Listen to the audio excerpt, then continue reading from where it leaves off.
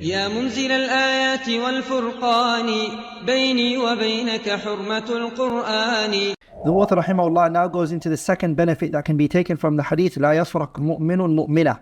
That hadith. The second benefit that can be taken from it is the removing of distress and anxieties, and how to allow purity, ease, relaxation and continuous harmony between spouses and also people's relationship.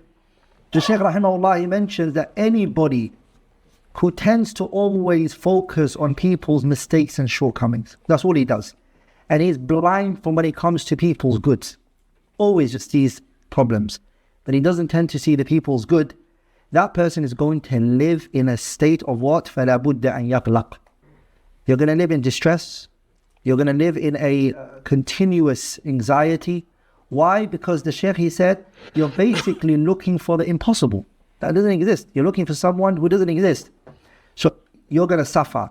And the Shaykh, he mentioned what tends to happen to that person is you're going to leave one relationship and then go to another relationship and then another relationship, marriage after marriage. And the reason is because you're looking for a perfect wife. Well, But you're not going to find that. So every woman that you marry, you're going to find things that are not perfect about her, about a person. Sometimes the Shaykh, he said that it's personality differences. That's it.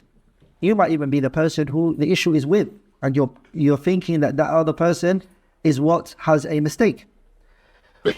So this person is going to live in a state of distress consistently. فَلَا بُدَّ أَنْ يَقْلَقْ وَلَا بُدَّ أَنْ يَتَكَدَّرَ مَا بَيْنَهُ وَبَيْنَ مَنْ يَتَّصِلُ بِهِ مِنَ الْمَحَبَّةِ. And everybody who he has to have relationship with is always going to be tainted. All his relationships with people are always going to be tainted only because he's only seeing problems in the person. Every time you ask him about a person, he will list their problems and their mistakes, but will not be able to tell you any good about them. So there are some people like that, right? وَكَثِيرٌ مِّنَ النَّاسِ. The Shaykh mentioned another point which is very profound. There are people with high aspiration. They have high status and levels. Those individuals, they can be patient with big things. And when big things happen, big calamities befall, they are able to be patient, they can deal with it. When little things come like in, you see that they have no patience. So they've prepared themselves, geared themselves to be patient to big things, but when it comes to little things, they suffer. The Shaykh gave some examples. For example, if they're served tea and there's not sugar in there, or they ask for it, or simple things like that, they kick off a fuss. And they will argue.